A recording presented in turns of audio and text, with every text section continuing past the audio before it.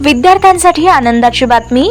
आमदार अभिजितआबा पाटील यांच्या मार्गदर्शनाखाली यशस्वी वाटचाल करीत असलेल्या श्री विठ्ठल सहकारी साखर कारखाना संचालित श्री विठ्ठल कृषी महाविद्यालयासाठी प्रवेश प्रक्रिया सुरू झाली असून कृषी शिक्षणाकडून समृद्धीकडे हे ब्रीद घेऊन महात्मा फुले कृषी विद्यापीठ राहुरीशी संलग्न असलेल्या या श्री विठ्ठल कृषी महाविद्यालयात प्रवेश घेऊन उज्ज्वल भवितव्याची संधी उपलब्ध झाली आहे।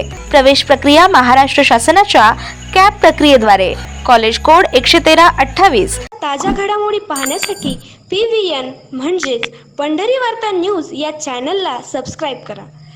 पुण्याकडून सासवडकडे पायवारी करत असताना अनेक वारकऱ्यांच्या हातात IAS अधिकारी तुकाराम मुंढे यांच्या समर्थनाचे फलक पाहायला मिळाले।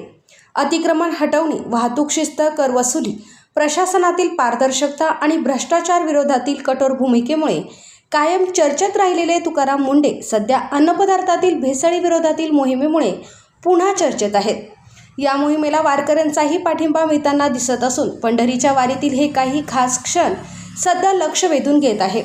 खरे तर तुकाराम मुंढे यांनी सोलापूरचे जिल्हाधिकारी असताना पंढरपूरसाठी केलेले काम देखील तितकेच महत्त्वाचे असून आज पंढरपुरात चंद्रभागा नदीच्या पैलतीरावर लाखो भाविकांच्या गर्दीने गजबजणारा 64 एकर भक्तिसागर परिसराचा विकास हा सोलापूरचे तत्कालीन जिल्हाधिकारी तुकाराम मुंढे यांच्या आग्रही भूमिकेतून करण्यात आला होता।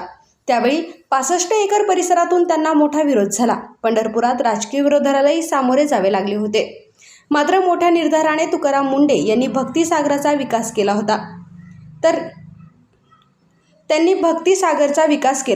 तर श्री विठ्ठल मंदिरातील वशिला दर्शनालाही त्यांनी मोठ्या प्रमाणात आळा घालत सामान्य भाविकांना दिलासा दिला होता। आता राज्याच्या अन्न विभागाची जबाबदारी पार पाडत असताना तुकाराम मुंढे हे करीत असलेल्या कारवायांमुळे वारीत पायी चालणाऱ्या भाविकांमधून समाधान व्यक्त होत असून वारीत झळकणारे त्यांचे पोस्टर हे त्यांचेच प्रतीक आहे असे म्हटले जात आहे। माझं तुकाराम मुंढे साहेब आले मला कॅन्सर झालं, मला कॅन्सर झाला। ते मुंढे साहेब जर राहिले तरी तरुण पिढी हमखास वाचेल आणि आपला महाराष्ट्र सक्षम होईल। आणि कुठून कोणतं गाव आहे? मी शिवाजी कर्णा कोळी, सोलापूर आलो। शिवणी माझे गाव आहे, उत्तर सोलापूर तालुक्यात शिवणी गाव आहे। पण मुंडे साहेबांचं हे चित्र लावून का फिरतात? मी मुंडे साहेबांचं चित्र ह्यासाठी लावले, आतापर्यंत कोणी याच्यावर लक्ष नाही। मावा गुटखा लोकांनी केले, लोक मरायला लागले आणि ही जी तरुण पिढी आहे ही तरुण पिढी वाचली पाहिजे। ते मुंडे साहेब जर राहिले तरी तरुण पिढी हमखास वाचेल आणि आपला महाराष्ट्र सक्षम होईल।